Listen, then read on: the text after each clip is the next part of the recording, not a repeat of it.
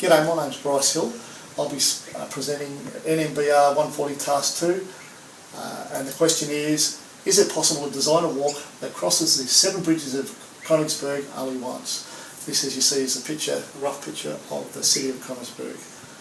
Konisberg is on the Pregel River. It's formerly part of Prussia, and since 1945 it's been a part of the Soviet Union. It's now known as Kaliningrad. There is 2 sides to the river, and there's large islands within the centre of it.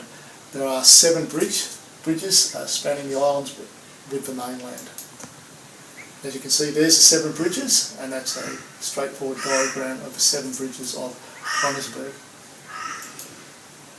So, where from here? To design a walk that crosses the 7 bridges of Konisberg only once. First step is to simplify the drawing. As you can see, I've done it here. I've just done the bridges as lines, the islands as circles. The next step will be to allocate terms for the land masses and the bridges. In the cases here, landmass A, landmass B, landmass D, and then the bridges P, Q, R, S, T, U and V. So that simplifies it down a little bit. We then try to simplify it a little bit further. We create what's known as a graph. It's part of the beginnings of graph theory. Again, we have the mainland A and B, we have the islands C and D, and then we have all the bridges as they run. So, we have a graph. Where do we go from here? Well, in 1736, the Swiss mathematician Leonhard Euler, while studying in Berlin, was presented with exactly the same problem. He came up with a solution.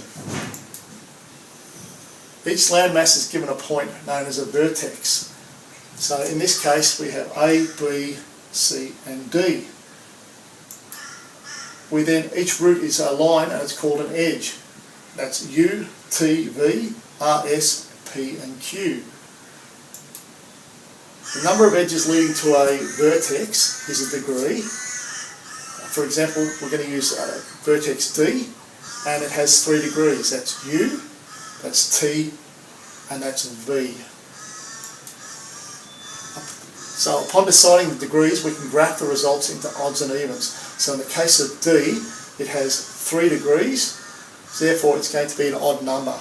If we look, for instance, down at B, you'll have 3 numbers as well, R, S, and each route is a line and it's called an edge. That's U, T, V, R, S, P and Q. The number of edges leading to a vertex is a degree. For example, we're going to use vertex D, and it has 3 degrees. That's U, that's T, and that's V. So upon deciding the degrees, we can graph the results into odds and evens. So in the case of D, it has 3 degrees, therefore it's going to be an odd number. If we look, for instance, down at B, you'll have 3 numbers as well, R, S and V. So we know that's an odd one as well. We tabulate the result for each vertex. So there are a number of vertices, 1, 2, 3 and 4. There's none with an even degree and there's all with odd degrees. So for example, B, 1, 2 and 3, D, 1, 2 and 3, A, 1, 2 and 3. And in the case of C, we actually have 5, 1, 2, 3, 4 and 5. They're all odd degrees. So where does that leave us? Well, Euler's findings were a path that leads to a vertex by one edge and out by a second edge. It always must do with that. Edges should come in pairs or even numbers. Only the start and end point can have an odd degree. So therefore, if only the start and end point have an odd degree, the number of vertices of an odd degree must be either 0 or 2. It cannot be no more for an Eulean work. So therefore, as you can see, we've got that there.